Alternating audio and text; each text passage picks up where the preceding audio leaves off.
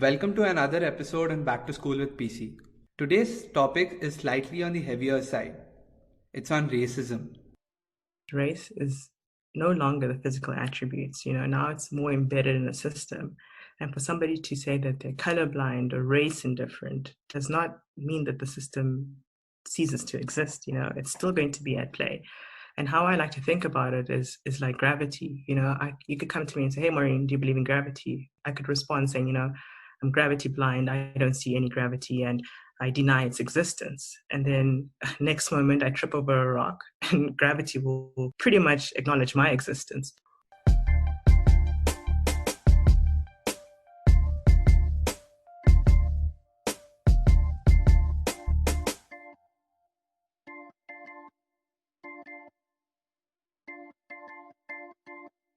Before we start the show, I'd like to pay a tribute to Dheeraj Kotla, one of my closest friends and the single biggest influence on me starting this podcast.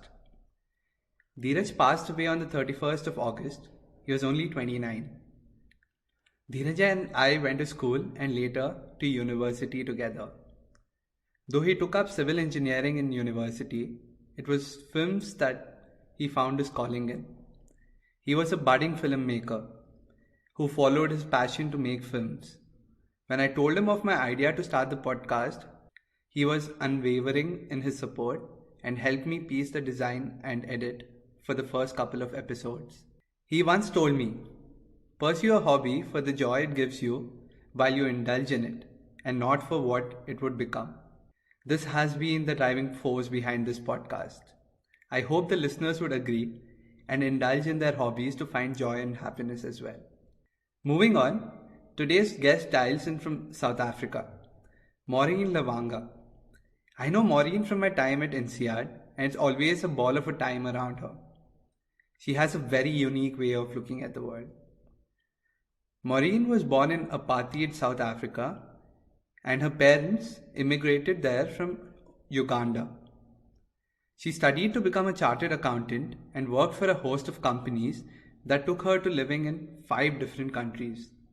These days, she actually runs her own firm, where she helps startups in their quest to achieve sustainable growth. Today's topic is slightly on the heavier side. It's on racism. Let's talk to her about her experience in dealing with it, her stories growing up, and get her insight on how the world could battle issues like race and color. Though the topics of discussion sound serious, trust me when I say that a conversation with Maureen is anything but. Welcome to the show, Maureen. Thanks, Prakash, and thanks for the intro, and hi to your listeners. Yeah, for sure, I'm much more relaxed in person. I've known quite a few South Africans, and they're very funny people. Well, that's a compliment. I think our biggest shining light is Trevor Noah, right? So we thank him for giving us all the capability then to exercise our jokes and laughs. But no, I don't think it's something that comes as part of the package. I do try dabble in humor, but I haven't managed to monetize it. But if there's somebody wanting to book me, since I started my consulting firm and I do everything, humor can be one of it for sure. Yeah. But no, it doesn't come in our DNA. Finally, we have our first advertisement on the podcast. So guys, if anyone's interested in booking Maureen, just let me know. I'll make sure I get a cut out of it. Maureen, you decided to move to South Africa after INSEAD and start your own consulting firm. How's the experience been working with startups and helping them with their businesses? It's been great, to be honest. I think, like many people, the way I hope to start the year is very different to how I'm experiencing it now. I think COVID just called for a pivot, I think, in business in terms of mindsets, and then I guess for me, for career. So I started in the end of Q1, sort of in March, working with medium-sized and small enterprises. And I just saw this opportunity or this gap in the market to either help them sort of bring structure to their processes and unblock some of the red tape in their businesses, or take it to the next level, so helping them grow and find ways to scale. So it started with one sort of client, and that was for me excitement, and that went to 2. And by the time I was 5, I was ready to put the sort of my name on a door, and then I got to 10. So it was an amazing journey in itself. So all this to say that I guess I've been learning with my customers. I've been working from IoT to bakeries to 3PL, so third-party logistics and a whole lot of things. And I've been doing it pretty much like learning on the job. And before, sometimes I dive in and I am the consultant, and other times, like now, I'm doing a little bit more BD and trying to market the business and then find a new set of clients before I go back and do a lot of this work. So it's been exciting. But like I say, if you had asked me last year if this was what I had planned to do this year, I probably would have said no. But yeah, still very rewarding, super excited. Listening to you speak about the whole journey and also about the kind of work that you're doing, one could only sense the passion. Was this something that you envisioned while growing up? Did you want to be a consultant, or was there something else on your mind? So funny enough, I think context plays a huge role in anybody's career aspirations. And for me, the job I'm doing now would have been illegal at the time I was born. And that's just to say that the laws that were in force at the time did not allow for a Black person to have careers that I had right now. So growing up, I don't think I envisaged my life like I have it now. And that was because of the laws and certain processes in place. But then when liberation came in 1994 and democracy was instilled, that then enabled me to start considering these dreams. You know, before that, it was usually you had Black males who would want to work in the mines, and that was the dream. And for Black females, the aspiration was to be a domestic worker, and that was sort of the scope of work available, or a secretary, but nothing as dynamic. I mean, I have some clients now that have different races, different genders. That would have been unheard of. I mean, that would have been illegal back then. So for me right now, I guess it's really also testament to how the world has adapted, how it has evolved, how South Africa has changed. But yeah, very different to what I imagined, at least at the start of my life. There's this one movie that I had watched back in the day called Invictus. I'm sure you know the story much better than I do. The film shows Mandela and Francois Pienaar during the whole World Cup time, and this was just after Apartheid ended. Do you remember how you felt when South Africa actually lifted the World Cup? I think the sensation was probably a build-up from 94, where 94 was this liberation, and then 95 started articulating what liberation meant. We had a World Cup where the first time we were participating since sanctions, I believe, and we were joining forces as a country, not seeing color, not seeing gender, creed, almost backing the Boks. So that's the Springboks, our national team. And when the victory came, it was like a euphoria that as a team, we can be stronger together. And I think sport has been one of the strongest levers to unite South Africans, especially like last year, we also had the World Cup win with the Boks bringing it back again. And that unifies the country. And it almost makes us question, you know, the things of prejudices, discriminations that are playing in the background that we so quickly hop to when things are not too great. To remember that actually, if we pull together, things can be a lot more victorious, you know, and it can be a lot less heavy. I like that moment because if 94 was the legislation, then 95 was then the actual implementation of it. Like, okay, if you can be free, what does it look like? I can support a team. I can go and be happy. I can have somebody sit next to me, you know. But of course, I was still very young. So all of this was either viewing with friends and family at home. I wasn't in stadiums, but that moment is still echoed through history about, you know, how we can achieve so much more if we put our differences aside. You spoke about growing up in the apartheid years. What do you think race means to you? And when was the first time that you were cognizant of the fact that you were Black, there was someone else out there who was different from who you were? Got it. I was born in the 80s, and that was a time when apartheid was still an active system. So for me, because I was born into that, it was my norm. Like, I did not question some of the laws or regulations that were in place. What started to become different was when the laws were relaxed. And I had moved so apartheid had legislated that Black people can only live in certain areas, get access to certain education. And then with 94, that resulted with more freedom. So I then moved into schools where I had diversity. So I wasn't just a Black child. There was now white children, Indian children, colored children.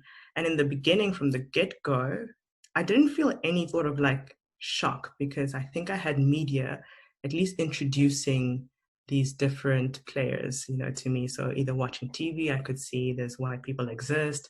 I had access to Barbie, so I knew that they existed. So when I saw them, it wasn't really a unicorn event. It was just the first time being in a space with them. And what was my mentality with being in a space with them. But how I got more aware of my race, I would say, was when certain things were not awarded based on merit. So I'll give you an example. So I went to school, and being part of a Brown family, education is important. So if you're not the top of the log, you pretty much top five. And even that, your parents hold in shame, like, oh no, she got 3 A's and a B, like we don't deserve our daughter type of shame. But I was that person who used to try and play it, like trying to get good grades. And there came a time when I needed to transition from primary school to high school. And, my schoolmates who were different colors were applying to, or different races were applying to different schools. And I just recall that having a lot more pushback, and I didn't know what exactly it was. I was getting good grades, but yet I wasn't able to convert those grades into good opportunities for school. And what happened was the schools would then say, listen, you got great grades, but you can't be admitted because you have no family who went to the school, like no previous family member. For us, it was obvious, now that I think back on it, of course, there'd be no previous family member. I was that member. There'd only been democracy for 5-6 years. Who was going to be there before that? It was illegal to be in that system before that. Or they'd say something subtly about like a catchment area where they'd say, if you were not from this radius, then you could not go into the school. And that was for me also disheartening because it became merit was no longer at play, and there was something else that was forcing or defining my success. And that catchment area, by design, 6 years ago, there shouldn't have been any Black people. So I think it was small things like this where I saw my peers and I couldn't understand why, for the life of me, I couldn't progress. What lever could I use to get into these spaces? But fortunately, my parents had a lot more energy and strength, and they pivoted and said, what, boarding school is going to be a good fit for you. And now that I think about it, there was no catchment area in boarding school because everybody would live there. And there was no criteria for previous family sort of lineage. And I guess this is the things that are so subtle that one thinks about it now and says, okay, yeah, logically, they just want the kids to come from smaller radiuses or closer distances so they don't spend hours on the road. What did that actually mean? That those who had benefit got more of a leg up in life. So it was just me and Tim now got into the school that I was now prohibited from going into for these two reasons. His chances at success now were much more higher by virtue of getting in, and mine were reduced. Not to say my school wasn't great, my high school was amazing, but it's these small things that then make it difficult to achieve. So I think race became more conscious to me as a result of me evaluating why I couldn't achieve certain successes for things out of my control, like if I had straight A's, why not? That became the question. What I derive from a lot of your answer is that race can be very systemic, right? Like in this particular example that you mentioned, it sounds that systems were not evolving at the pace that they should to address the realities of the situation back then. Did that ever make you feel bitter about the whole experience? I think there is a curve for sure, right? And maybe in the beginning I was pushing back. First there's ignorance to why it's happening. And then you think, okay, I'm still great. And there's something that the system, you don't even blame it on the system because I was too young. It was just, okay, maybe I'll pivot and I'll go here. But as I get knowledge, you start, using your energy to fight these systems. But then there comes a point in time where I think I am now, where I balance. I'm not going to go 100% full force on everything because some systems might require a gradual change, like step by step we come in and we change it, we plant a seed and grow the tree slowly, and others might need a band-aid, and if there's a band-aid and I have the energy, then I'll do it. I also think because there's always that risk of retribution, like I may put in all of this energy, if I'm going to go change a work system and then they decide to fire me, am I willing to take that risk? It becomes something that's always at play where I say, okay, in this instance, it's a low risk environment. Maybe I will then take up that call. If it's a high risk environment, I will balance it out because at the end of the day, I will be then absorbing the full risk of my decisions. And, there still comes, I'm accountant by, by trade. There's some risk appetite that I still feel like, oh, that might be too big. But yeah, and I guess for me, it's always just balancing those two. Like there's a system, but not accepting it to be the norm. And how can I then change it? How can I add my voice? And if my voice is strong enough to change it, great. But if my voice needs a lot more other voices added to it, then be part of the choir. Change it that way. Don't just go out there and be like aimlessly shooting into the dark, because you get burnt out and then you get fatigued, and then of course then everything in the world is terrible and dark, and that's also no way to go through life. So you got to balance it out. This feels like a lot of invisible weight on a person's shoulders. It would be good for the audience to understand if race as a construct was there from the start of time, or is it a fairly recent phenomena? Okay, so I think for me, race has always been there since the beginning of time, but I think probably like 5 centuries ago in the 1500s, did it actually get defined?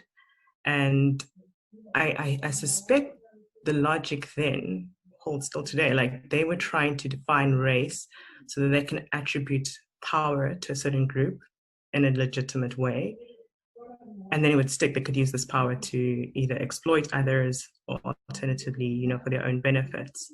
And what I think it is this, it's this social construct that one can't even really opt into it. It has very fixed parameters and it's based on superficial characters. So what is the texture of your skin, almost texture of your hair, your skin color, your eyes, and observably somebody can say, okay, this is what this person's race is without me even telling them, so that's how objective it is. And when I was thinking about it, it's one of the few things that hasn't evolved over time. We've had back in the 1500s horse and carriage, and we have now trains and cars and planes. We had no, we had fires, and now we have light. We had even gender has evolved so that it's not any binary anymore. There's new ways of seeing gender, but race has remained steadfast. For me, that's been very interesting. That almost so that I can classify it as being like white and non-white, and those are the two categories. And within people of color, then we go subdivide into perhaps Indian, Chinese, Black, and then from that we can then subdivide. But yeah, I think it's been very objective over the times, and it's not something that you can, as an individual, state. And I don't think there's any value in race being linked to an identity. What I mean is, so if you go, hey, Maureen, tell me about yourself. I don't go, I'm Black. I mean, this is obvious. You're not expecting me to, you're going to get new information from that. So that's why I don't think it's a good identity marker. If you go, hey, Maureen, tell me about yourself. I'll be like, hey, I'm South African, born and bred, first generation. My parents are Ugandan. There's this richness about my culture. There's this richness about where I've come from. And those things sort of explain me better than race. I think race only tells you how much power I have in society, perhaps what history has exposed me to. If I say I'm Black South African, or if you see I'm Black in South Africa, you kind of know that my liberties are something new, and freedom is a concept that's new to a person of my race versus a different race. So yeah, I found it such an interesting concept that it's been very stagnant over time. True, and there's this other term that people use along with race or interchangeably, which is ethnicity, right? How do you think this differs from race, or do you think it's the same? I think ethnicity is a little bit more flexible in my thinking. It's used as an identity marker, like I said, so you can be South African and you can be Ugandan. It speaks to a culture, a language, a place of which you can relate to. So if I give you an example and I say, hey, I'm South African, I have the passport, and there's credible rights to me being a South African. If I say, in addition to that, I'm also Ugandan, that's also credible because my parents were like born in Uganda and they live there, and I have a bloodline and heritage. I think ethnicity is different from race in that you can change your ethnicity in your lifetime. So if I decide, you know what, I'm tired of South Africa, I want to just be Jamaican, for example. If I stayed in South Africa and sort of grew dreadlocks, sort of listened to Bob Marley all day, that wouldn't make me Jamaican, and no one would credibly believe that I'm Jamaican. But if I bought a one-way ticket and arrived in Jamaica, assimilated there for 5 years, sort of learned the food, the culture, got the passport and the nationality, then credibly I would be Jamaican, and that would be my ethnicity. I think ethnicity is more flexible in that if an individual so wants, they could really have measures to change their ethnicity. But I think as race is harder, unless you go super bold and you pull a Michael Jackson, maybe one could change race. But even then, I still think people will question. If they know your race from previously, I don't think then they would allow for you to accept that race. But yeah, so I think ethnicity, it's better linked to identity for me. It's better linked to who the person is, and it's more flexible to the person than explaining it, versus race is sort of clear cut. You're this or you're not. And that has very little to explain the type of person you are.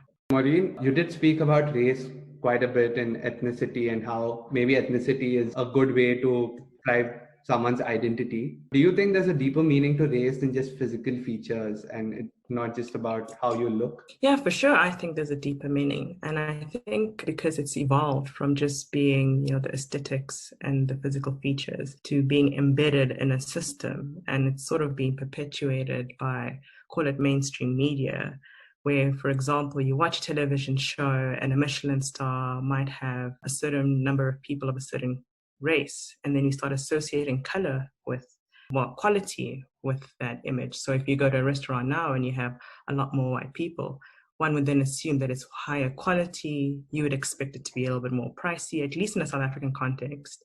And you would know that there's no room for haggling, right? So you don't go and say, hey, my man, this Coke is super pricey. Can you give me a discount? You kind of know it's non-negotiable. This is the way it is. And then if you walk into a Black restaurant, you expect a lot less quality. And I think it's just the way it's being portrayed in media and currently the systems. So you would see like on TV that Black people are either suspect number one, or they're the main enemy or the thief in a movie.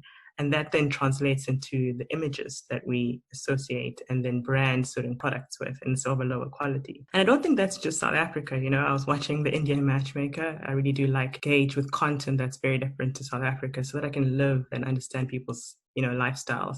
And there you have like people who have competent, by their own merits, they've achieved so much. And then they'll say, if the first or second thing, they need to have their partner be fair. And I'm starting to think, like, what does fair have to do with a decision for till death do us part? What does that quality bring in?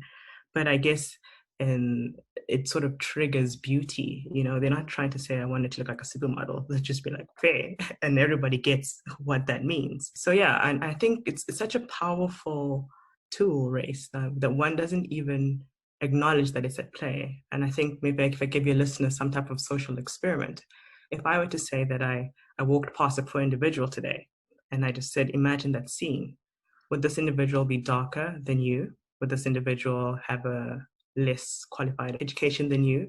Why would that be?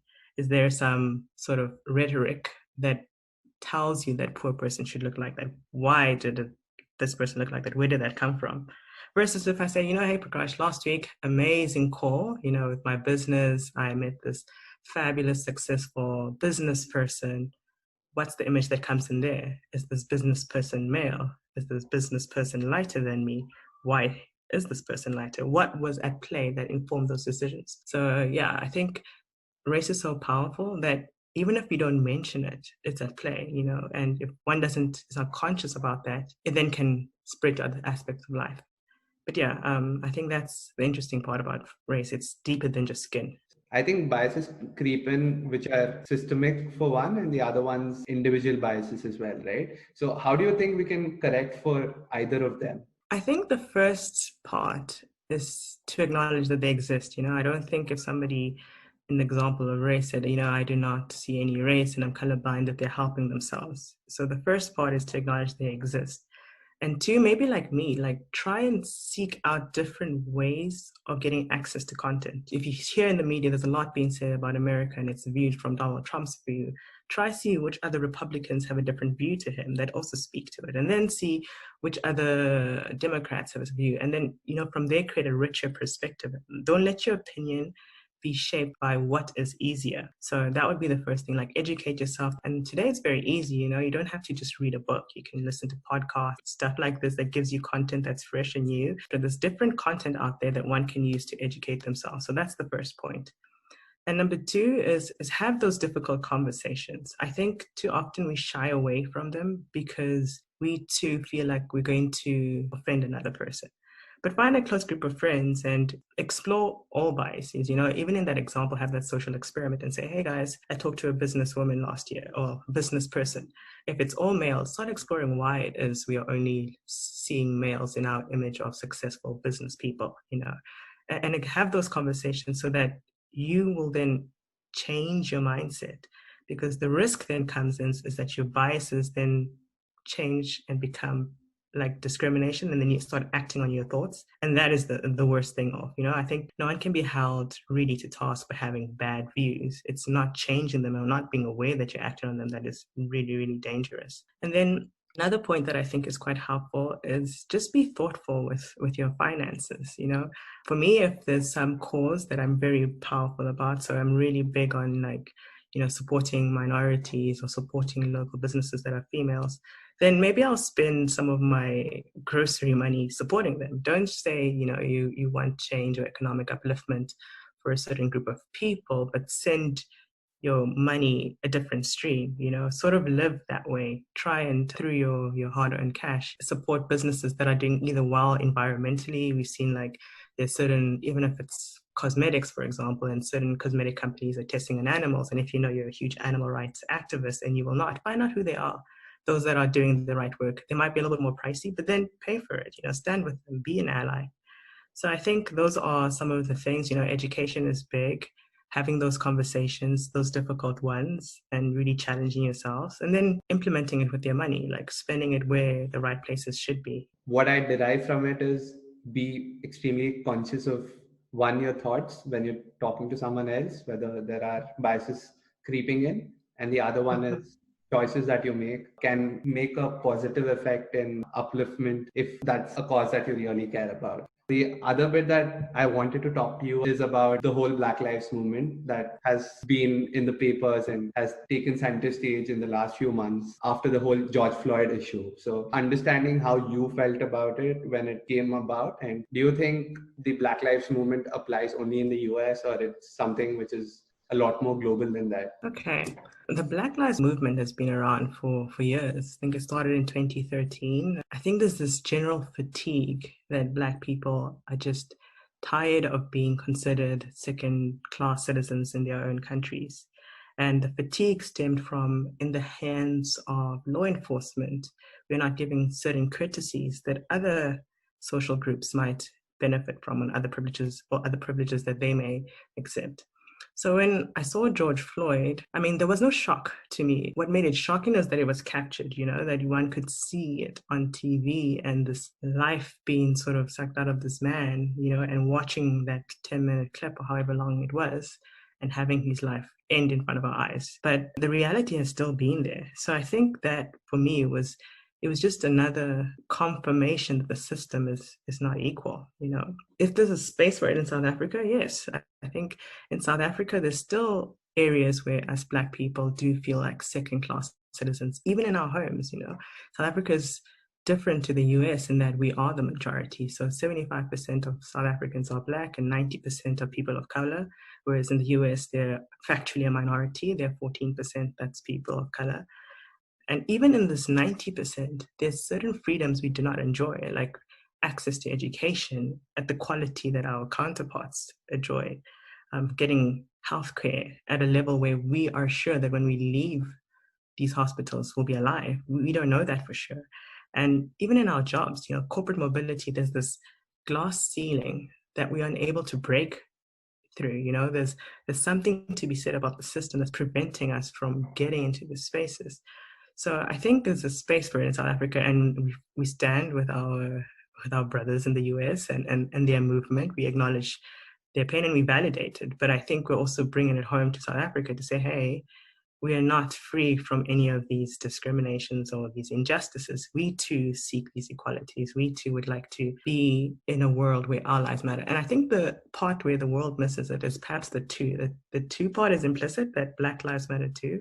And until everybody is a citizen through and through, the movement is still going to continue. And I think that's the part that can be the most heartbreaking for a Black person, because it's been around for a while. It's not new issues, and you still have to have the stamina to continue fighting these battles. So yeah, it's definitely home for it in South Africa. We see all of these injustices. We do ourselves feel like second-class citizens, and we're hoping that through these platforms, we can shed light onto it, and then through there we can create correction. This is a lot from how you've experienced it. But for someone who wants to be an ally to the whole movement, and if there's someone in a position of power, what do you think that person can do to take the movement forward and hopefully have a fairer world? Okay. I think the movement is looking for equal opportunity, equal representation.